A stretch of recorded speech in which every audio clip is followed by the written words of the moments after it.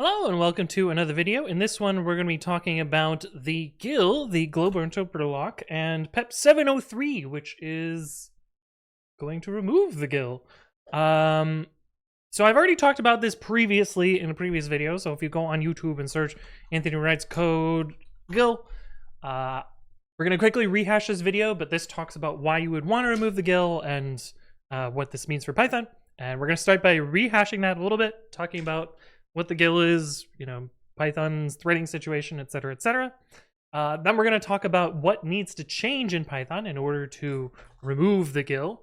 And we're going to talk about all the changes there. And then finally at the end, I'm going to leave my thoughts on whether I think this is a good thing or not.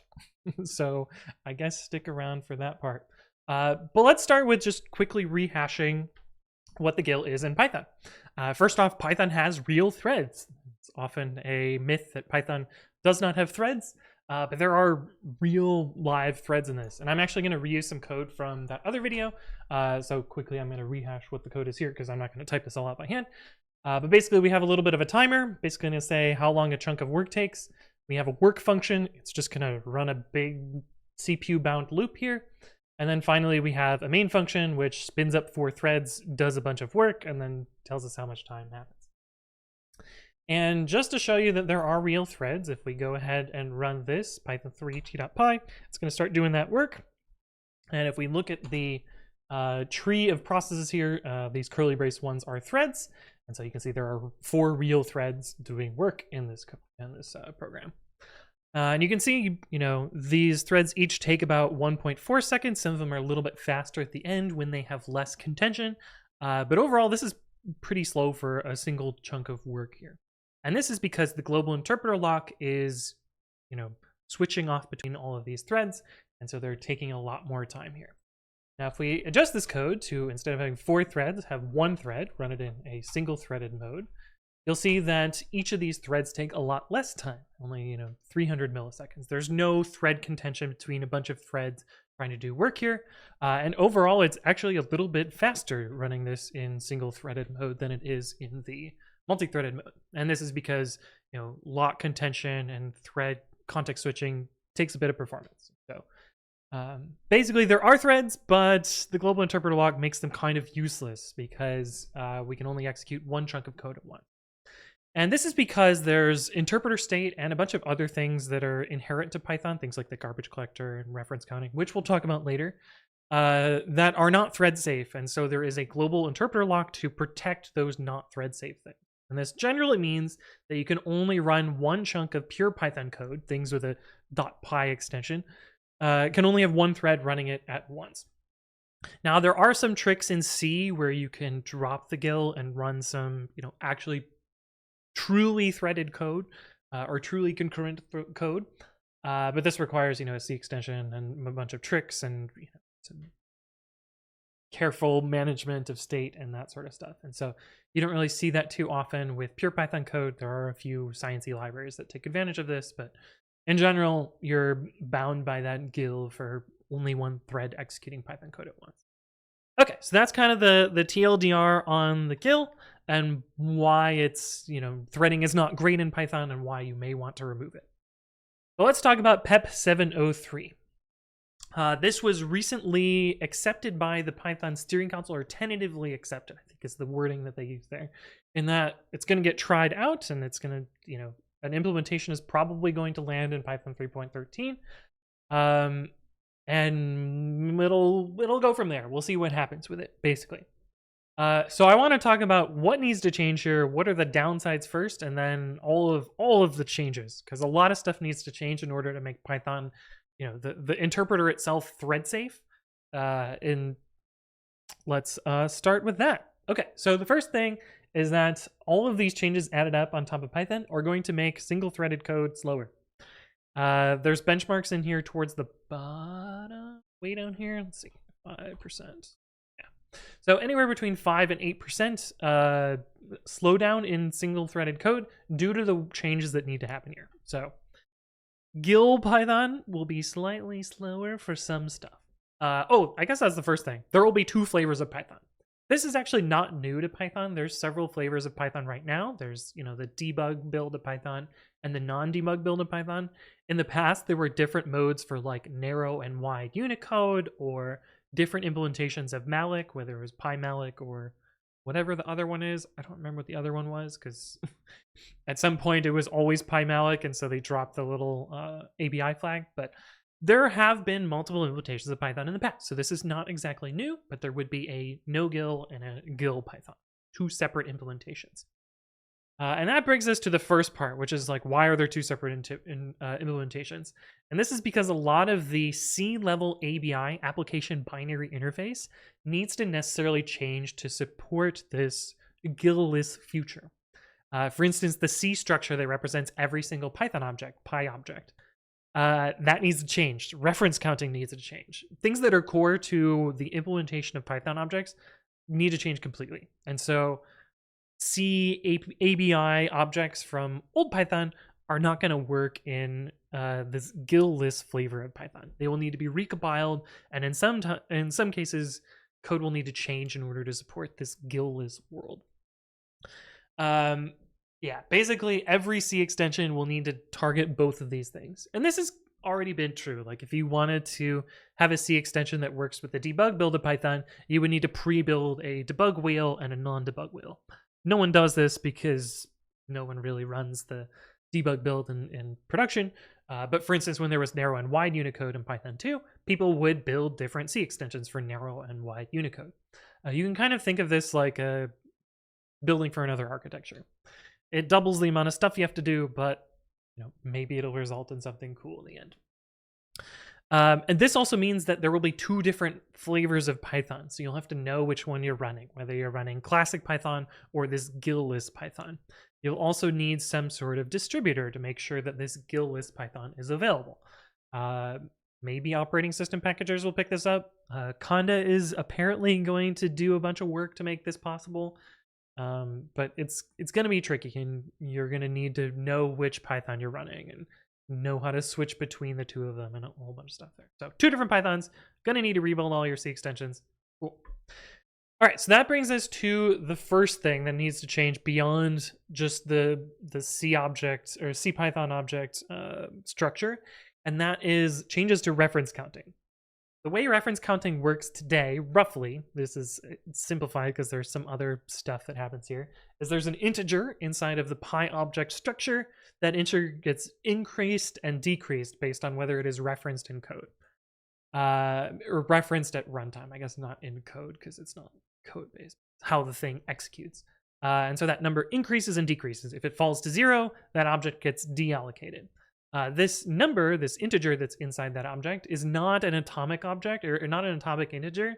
It's just a normal integer. And the atomicity of that value is protected by the global interpreter lock. In fact, that value across all of the Python objects. But if you're getting rid of the interpreter lock, you need to figure out a new way to do that. And so there are going to be, I think I counted 3 different approaches to reference counting that do not follow the original reference counting implementation in order to accomplish this. The first of those is what's called immortalization. This is probably the easiest one to explain. There will be several objects such as singletons, true, false, none, etc. Small integers, which are pre-allocated in Python, intern strings, things like empty strings, single character strings, etc. These objects will be considered immortal. That is, they will not participate in garbage collection at all or reference counting at all. They are considered to be alive and always the same for the entire length of the process execution. So, you would never deallocate false, for instance. You're always going to have false around because something is going to need it at some point. And so these will live the entire life cycle of the interpreter, and so they won't participate in garbage collection at all. There's actually a different immortalization, and I've sort of talked about this in another video. And apparently they can't use it here for some reason. I didn't read into that, so just trust, I guess. The second type, we're actually going to skip biased reference counting because that one will come up in a second.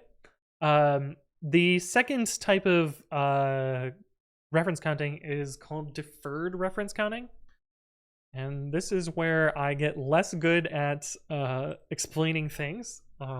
But deferred reference counting is a specialized type of reference counting that's similar to immortalization, but not quite.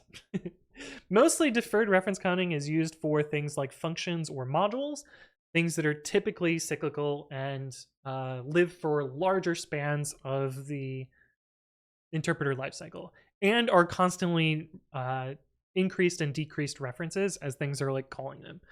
But typically they're not garbage collected until later on in the process, or when the model is no longer in existence and being deallocated, which doesn't happen very often and usually happens quite at the end of a interpreter lifecycle. But they're slightly different than immortal objects because they aren't always alive.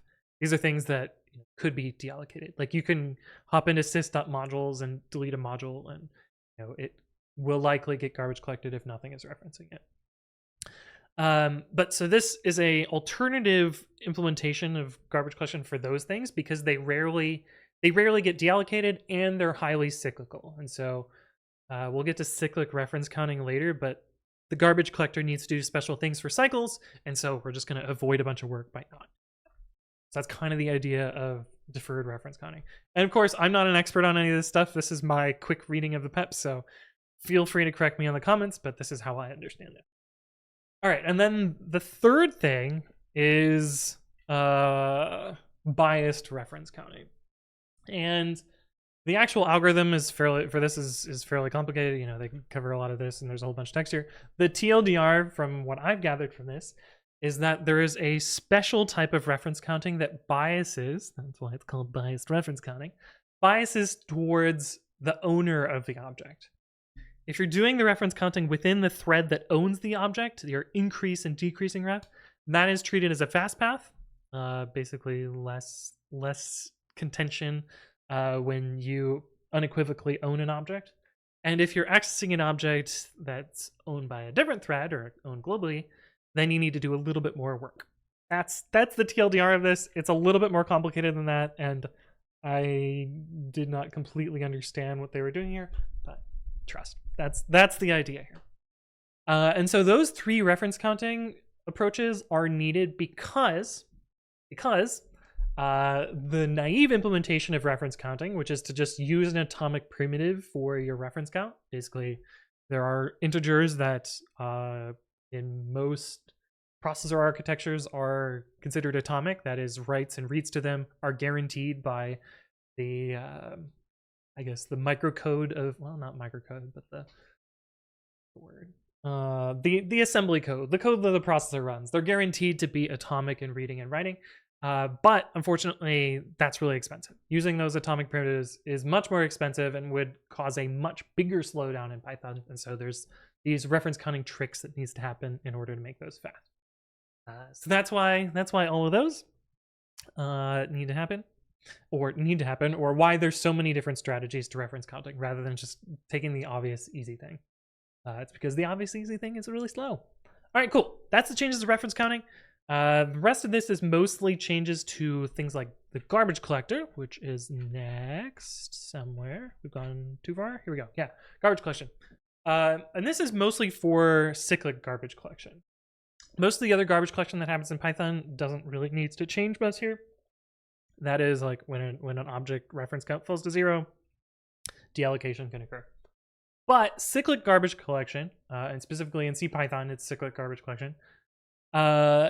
The garbage collector needs to know an accurate reference count of all of the objects to know whether there are detached cycles that aren't referenced. Basically, a cycle of objects but are isolated from everything else. That cycle of objects will all have positive ref counts, so they shouldn't be garbage collected. But if nothing points into that cycle, then the garbage collector knows it can, delete that.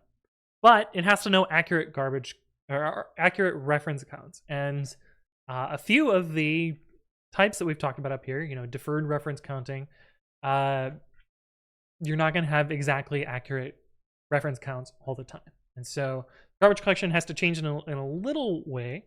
One of the things that is probably going to be problematic, and for those of you that have written Java before, you're familiar with this sort of stop the world approach to garbage collection, and that the garbage collector needs to stop all of the current running threads in order to do a garbage collection pause, GC pause. And so we're going to have GC pause in Python. I mean, we already have that today because it's already running single threaded in the global interpreter locked garbage collection routines, but now it'll still be a thing, but in the GIL-less world. So there will still be a bit of a global lock here as cyclic garbage collection needs to occur. Cool. The other thing is the allocator needs to change in Python. So the current allocator is called PyMalloc. It optimizes for small Python or small objects because that's what happens a lot in Python. A lot of small things get allocated and deallocated. Basically, it's a special memory management thing. And that'll have to change because PyMalloc is not thread safe. I believe it's covered in here by Malloc. Yeah. The PEP proposes changing it to memalloc, and I looked up the pronunciation of this because I was like, there's no way I'm going to get this right without guessing. This is a allocator, I believe, written by Microsoft, which is general purpose and thread safe, and so hopefully this will be able to replace things. It also optimizes for small allocations, similar to PyMalloc, and so hopefully that will be a pretty easy transition there.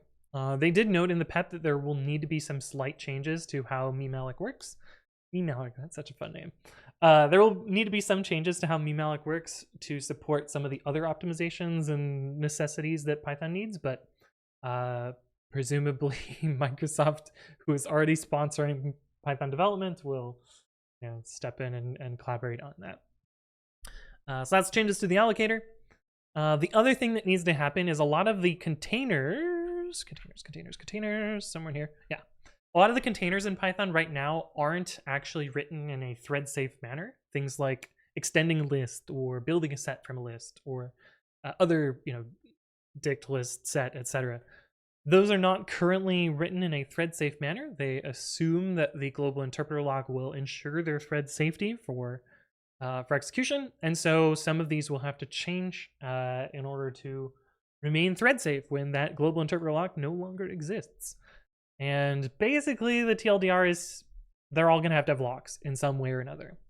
But adding locks to all these objects is going to make them slower, and so there's a bunch of specialization that will have to happen here. They talk about this in the PEP, but basically they're going to preserve thread safety in all of the built-in collections by adding locks, and then they're going to have to do some special stuff to not deadlock. Things like adding fast paths when they don't need a lock, or inventing this new critical section thing in CPython, which I didn't really understand, to be honest, but magical non-lock sauce. That's what I'm calling it. And then sometimes preemptively unlocking things if a deadlock may have occurred. So special new collection stuff, special new locking there. It's all going to be needed in order to remove the GIL. The last thing that I have noted is probably pretty minor for most people, but this pattern in C extensions is not actually thread safe because you acquire what's called a borrowed reference. A borrowed reference in C land is you're getting a reference to a thing, but you didn't actually increase the reference count. You're just borrowing someone else's reference. And then if you need to turn it into a strong reference, you later incref that. There's actually, imagine a thread being interrupted in between these two calls, and then the reference counts aren't correct, and you need to potentially have correct reference counts. Otherwise, object stuff may happen, may get deallocated, or who knows. But this pattern is inherently unsafe, and so anything that does something like this with borrowed references will need to use one of the newer function calls for this, or implement their own locking. But for instance, fetch item is an implementation of this pattern, but gives you back a upgraded reference. Some C extensions. Okay, a lot of junk needs to change. The big ones for me. We're getting to the part where my opinions are coming out. So this is, we've left fact land. We're now in things that Anthony thinks about this land. So the first part about this is it's going to make most code slower. I say most code because most code right now is single-threaded in Python because multi-threading doesn't really buy you much. But it's going to make most single-threaded code slower, 5 to 8%, as the table in this PEP says. And I think that's going to be a huge barrier to entry for the average person that would maybe benefit from it. Because they're running their web app with Flask or or fast API or whatever. And those are all inherently written in a single-threaded world. They're designed around that. It's not really going to benefit async IO either. Well, it may, depending on how async IO is implemented, because a lot of async callbacks are actually just threads in a trench code. But so maybe it'll benefit those a little bit. But most single-threaded performance is going to get worse. The other big barrier to entry, and I think this is going to be almost on the level of like the Python 2 to 3 migration, although probably not as much because I think less single-threaded pure Python code will need to change. But needing to recompile every single C extension is going to be a huge barrier to entry for the community at large.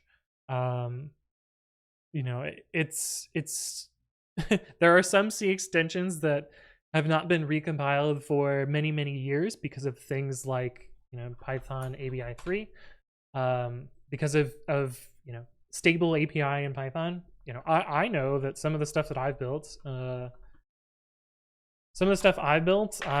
know, okay, well, this one was released a year ago, so I've at least built this one recently, but due to ABI 3, I can basically build something, you know, this thing that I targeted Python 3.6, which is ancient at this point.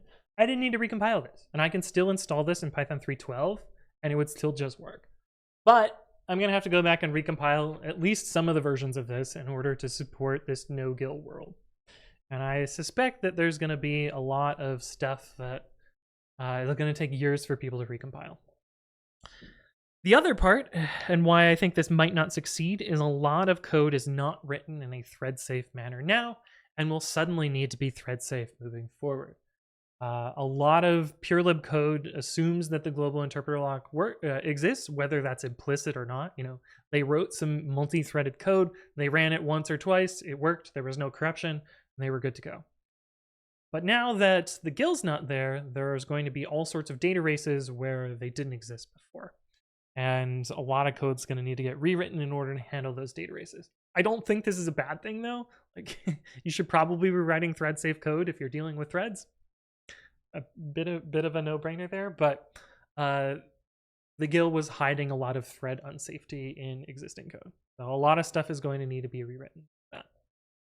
And a lot of C extensions are going to need to be rewritten. You know, patterns like this, which you wouldn't look at and say, oh yeah, this is unsafe, are suddenly in the critical path where, you know, there's a data race here, and you wouldn't implicitly know this without without knowing this little tidbit about borrowed references or reading very carefully. So I hope that there's some amount of like linter tooling or other stuff that can help here, but I don't know. I haven't seen any linter tooling for CPython C code, so something's got to happen here. And I don't think that I don't even know if you'd be able to implement like a compiler extension to make this a warning, but I don't know. A lot of C code's going to need to change. A lot of purelib multi-threading code will probably need to change. C extensions are going to need to be rebuilt, and things are going to be slower. So I'm overall pessimistic on this. I think it's going to take a monumental amount of work to get this and make it be successful, but there's potentially a lot of gain here. I don't know. We'll see what happens. I'm happy to eat my words later, but I'm pessimistic that this will be successful. But anyway, that's my quick summary of PEP 703, including all of my misunderstandings and my hand waving over various parts of it. But I hope you found this useful, and if there are additional things you would like me to explain, leave a comment below or reach out to me on the various platforms. But thank you all for watching, and I will see you in the next one.